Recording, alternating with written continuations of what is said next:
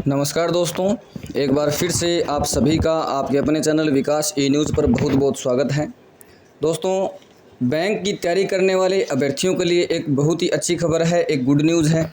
IBPS clerk vacancy 2024 का notification out हो चुका है। 6000 से ज़्यादा इसमें पोस्ट रखी गई है, 6000 से ज़्यादा वैकेंसी है और ये बढ़ करके 8000 से ऊपर लगभग चली जाएगी, 7,500-8,000 के आसपास। क्योंकि अभी कुछ बैंक जो हैं वो नोट रिपोर्टेड में हैं, कुछ बैंकों ने अपनी वैकेंसी बताई नहीं है, तो ये लगभग 7,500-8,000 के आसपास चली जाएगी। जो भी अभ्यर्थी बैंक की तैयारी कर रहे हैं उन सभी के लिए गुड न्यूज़ है, या फिर जो अभ्यर्थी बैंक की तैयारी करने का सोच रहे हैं उन सभी के लिए भी एक सुनहरा अवसर है।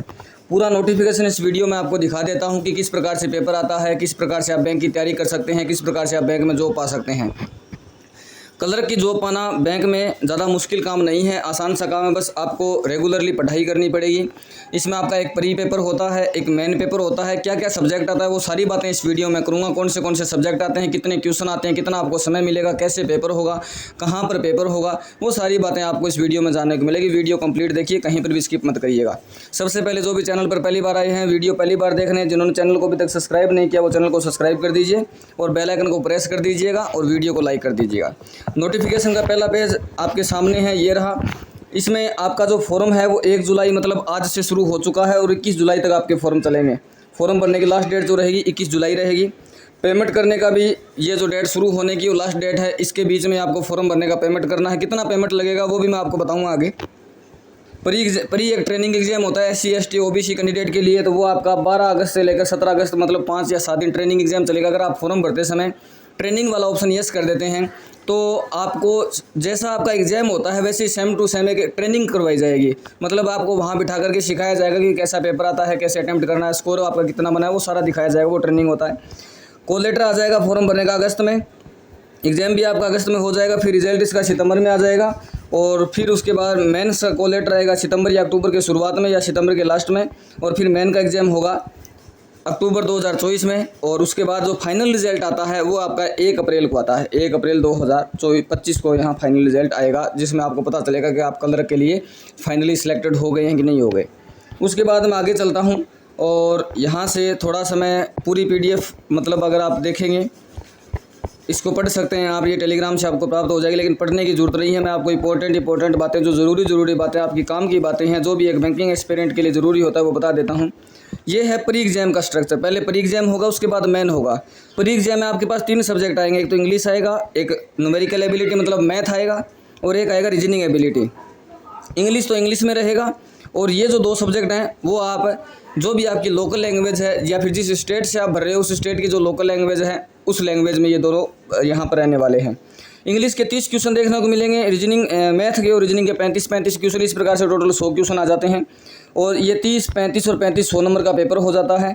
इंग्लिश करने के लिए आपको 20 मिनट मिलेगी। 20 मिनट तक सिर्फ इंग्लिश ही आपकी स्क्रीन पर रहेगी। ऑनलाइन पेपर होगा, कंप्यूटर बेस्ड ये टेस्ट होगा, CBT कंप्यूटर बेस्ड टेस्ट होगा। 20 मिनट तक सिर्फ इंग्लिश खुली रहेगी, और जैसे ही 20 मिनट कंप्लीट होंगे उसके बाद न्यूमेरिकल एबिलिटी, ये गणित खुल जाएगी, आपकी मैथ खुल जाएगी। 20 मिनट तक ये रहेंगे। 35 क्वेश्चन आपको करने, 35 में से जितना आप करना चाहो उतने कर सकते हैं। कट ऑफ बनती है बाद में मेंस के लिए, आप क्वालिफाई कर पाते हैं नहीं कर पाते। और बाद में लास्ट के 20 मिनट जो है रीजनिंग के लिए, इस प्रकार आपको 1 घंटा मिलेगा, 100% करने को मिलेंगे। और उसके बाद में प्री एग्जाम जैसे ही हो जाता है उसके बाद आता है मेंस की बारी। जो प्री एग्जाम क्वालिफाई कर लेते हैं उनको मेंस में बैठना होता है। जनरल अवेयरनेस आती है, 50 क्वेश्चन 50 नंबर के आते हैं और 35 मिनट का इसमें समय मिलता है। फिर जनरल इंग्लिश आती है जो कि इंग्लिश भाषा में ही रहती है, 40 क्वेश्चन आते हैं 40 नंबर के।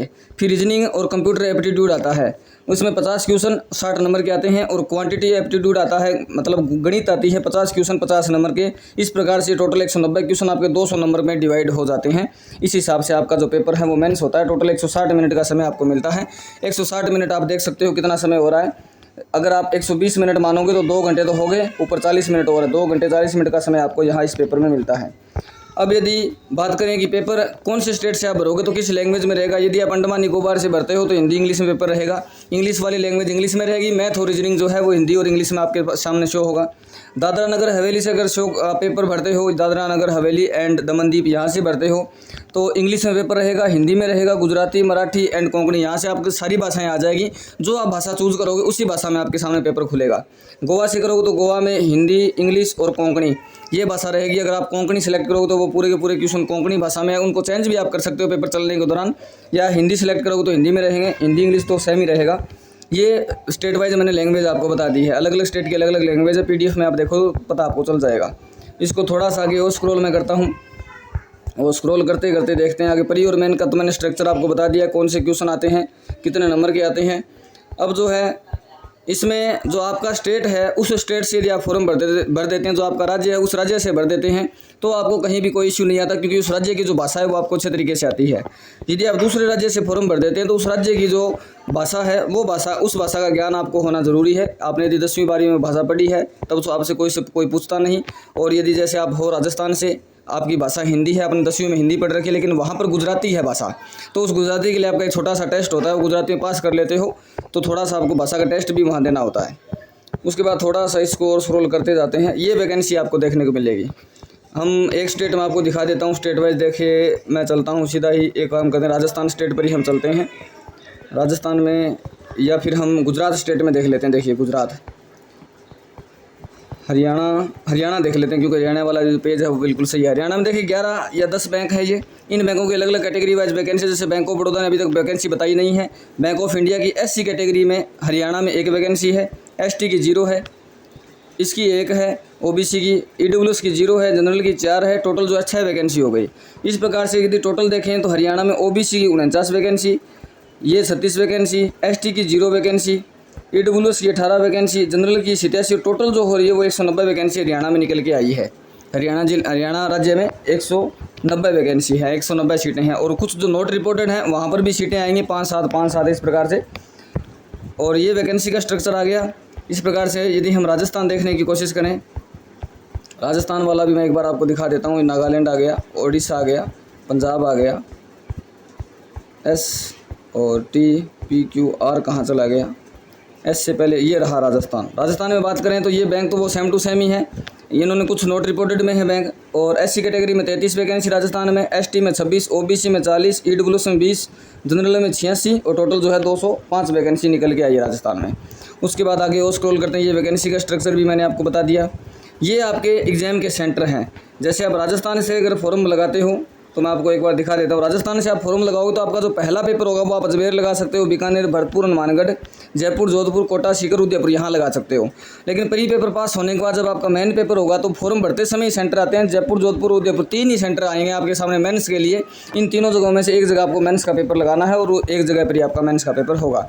उसके बाद आपको फॉर्म भरने के लिए कुछ photo, sign, thumb impression, declaration वो आवश्यकता होती है। फ़ीस की बात कर लेता हूँ कि फ़ीस कितनी लगेगी फॉर्म भरने के लिए आपकी। तो यहाँ पर जब इसको स्क्रॉल करते जाते हैं तो थोड़ा सा स्क्रॉल और करते हैं, कहाँ पे आएगा फ़ीस वाला देख लेते हैं। ये फॉर्म दूसरा आ गया फ़ीस वाला, जो है मैं एक बार वीडियो को पॉज करके देख लेता हूँ कहाँ पर है। फ़ीस आपकी यहाँ पर लिखी गई है। अगर आप SC ST PWBD ESM और DESM कैंडिडेट हैं तो आपके लिए 175 रुपये फ़ीस यहाँ रहने वाली है। वहीं यदि आप बाकी कैंडिडेट हैं इन सबको छोड़ करके तो आपके 850 रुपये फ़ीस जो है ऑनलाइन चार्ज आपका कटेगा फॉर्म भरने का। तो ये है पूरा IBPS क्लर्क के बारे में पूरा जानकारी मैंने नोटिफिकेशन को देकर आपको बता दी है। कोई यदि भाई बंधु फॉर्म भरने का इच्छुक है तो नज़दीकी कंप्यूटर सेंटर से संपर्क करके आप फॉर्म भरवा सकते हैं, या फिर कमेंट बॉक्स में मुझे बता दीजिए, मैं फॉर्म भरने का एक अलग से वीडियो बना देता हूँ ताकि आप जो है फॉर्म किस प्रकार से भरना है वो समझ सकें। मिलते हैं अब नेक्स्ट वीडियो में। किसी प्रकार का कोई डाउट है तो आप मुझे इस वीडियो के कमेंट बॉक्स में पूछ सकते हैं।